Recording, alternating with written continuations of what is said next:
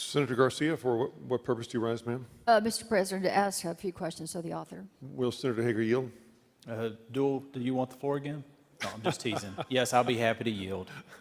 Thank you, Mr. President. Later. Thank you. Senator Hager, Yes, ma'am. I'm just curious, who brought you this bill?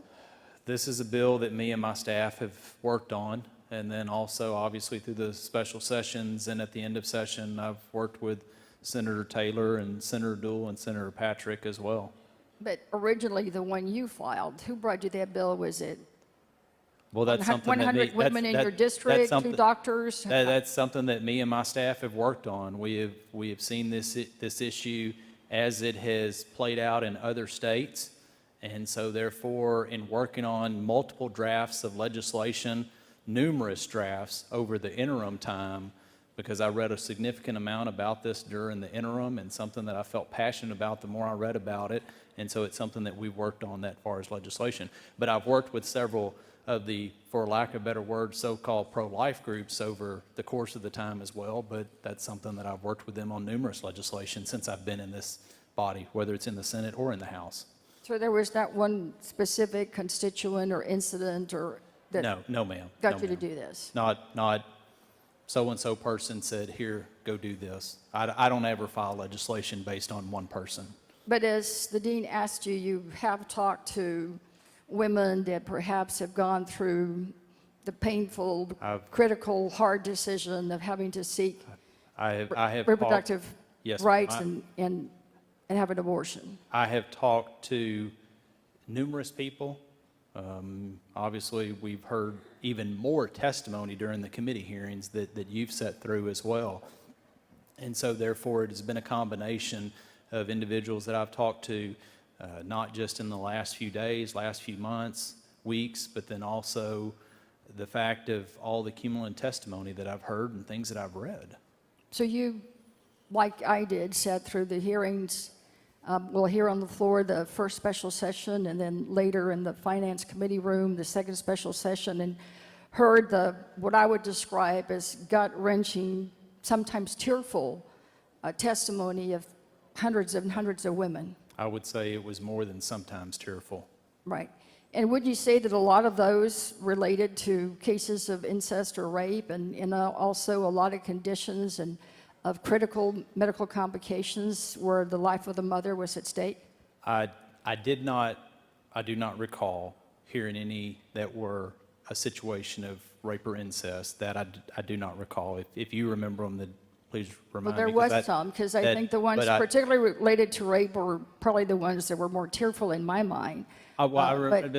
Yes, ma'am. Okay. I'm sorry. I keyed on the incest part.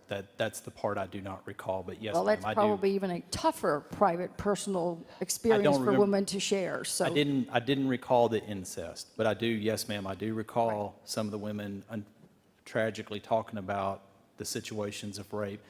I do recall several witnesses talking about conditions of their child and the determination of whether they wanted to carry their child to full term or not. Some of the same ladies that testified when we had our committee hearing here on the Senate floor, I believe, if I remember, you were there. They also testified the other day, as you mentioned, in the Finance Committee hearing room. Right, and I think that for me, this bill, that probably perhaps the part that's most troubling, although I find it all troubling, the hardest for me is to accept a bill that doesn't provide the kind of exceptions that I think should be there for the life of the mother and in cases of incest or rape. And I'm just really pleased that Senator Oreste has an amendment that he presented at the committee and will present later on the floor today on incest and rape. But I'm prepared to present one on the medical exemption, because I find the definitions that you have in 3 particular places. It reads, in the physician's reasonable medical judgment, so complicates the medical condition of the woman that, to avert the woman's death or a serious risk of substantially irreversible physical impairment of a major bodily function other than a psychological condition necessitates. I mean, that's a lot of words that, quite frankly, seems to me that it'd be just so much simpler to just say, to protect the life of the mother. I'm listening. So what do all these words mean? Well, I mean, the first and foremost is in the reasonable medical judgment of the physician. So the physician, their reasonable medical judgment, which all doctors have that standard of care on reasonable medical judgments, on judgments they make all the time on patients, every individual patient.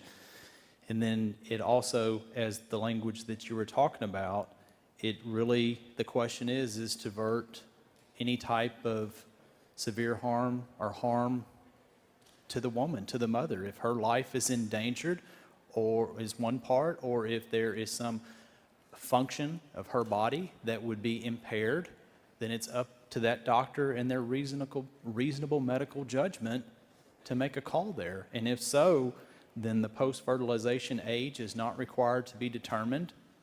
Those things are no longer necessary, nor should they be, because the issue is making sure protecting the life of the mother. Well, we were talking about the gynecology group, and they suggest that this bill and this portion fails to entirely protect women whom pregnancy poses serious health risks by requiring doctors to wait until a woman faces immediate injury or death, indefensibly jeopardizes the patient's health. Instead, doctors will be forced to compromise patient health by waiting until a woman's condition deteriorates and becomes life-threatening or severely debilitating. So it seems to me that this is a lot of words that really could just be so much simpler, because to me there's nothing greater than to look at whether or not this is really going to reach the kind of complication that the mother's life will be threatened. So can you give me any examples of conditions that would meet this threshold? Well, Your definition? I do not think that I should sit here and try to qualify every single condition that could ever come under this bill, and that's the reason it's up to the physician to make that reasonable determination, because you and I standing here couldn't make up every situation that may occur. Well, I'm So not that's asking the reason for, it's up to that physician at that time. I'm not asking for every condition. This is your bill, and you stood here and told the dean that you stand on your bill. Correct. So I'm thinking that when you wrote this, that you had a couple of conditions in mind. I don't want the whole litany. You and I are not doctors. We don't know every single possible situation, but I was just curious if you had one or two in mind when you wrote this in your bill. Again, I do not have a list of situations or fact scenarios that I have in my mindset, because I believe it is up to the doctor to make those reasonable determinations. Well, isn't that really the whole point here, that those of us like me, and I'm so glad you noticed my button that says Catholics for Choice. I pointed that out isn't when I that came the to bottom you line, earlier.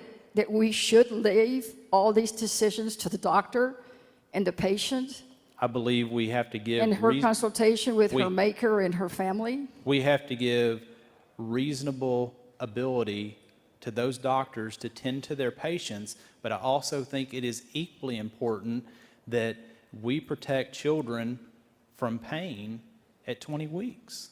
Well, I don't want to start that discussion I because, understand, but I'm just saying, if Because- you're asking me, I'm going to say I firmly believe we should, Senator. well, if you want to, we can engage in it, because I'm still waiting for all that substantial evidence that you've been promising since the first hearing we sat here and talked about. I still haven't seen it, and I'm not. I have asked, my staff and I talked about earlier, and I said I want to make sure that y'all have getting it, because I had another member say, did you send us something? And we have. And so bear in All mind, I've gotten is other than what- me what bringing Senator you documents Dewell- and handing Senator them to Dewell your, came to your you rescue during the yourself. hearing and gave me some materials, but I don't believe that I've gotten anything from you. Well, I'll hand you something myself. Well, thank you. And I do plan to introduce an amendment to make it simpler, so that when doctors look at what this bill says, they know it's strictly up to them and that there's no other long language that they have to worry about. And Because I think that this bill does infringe on that very critical doctor-patient relationship. And I have not seen that amendment yet, but I'll be happy to look at it when Well, when thank it you, Senator gets sent out, Hagan. or if you're able to give me an advance copy, I'd be happy to see that copy. Thank you. Yes, ma'am. Thank you, Senator. Thank you. Thank you, Mr. President.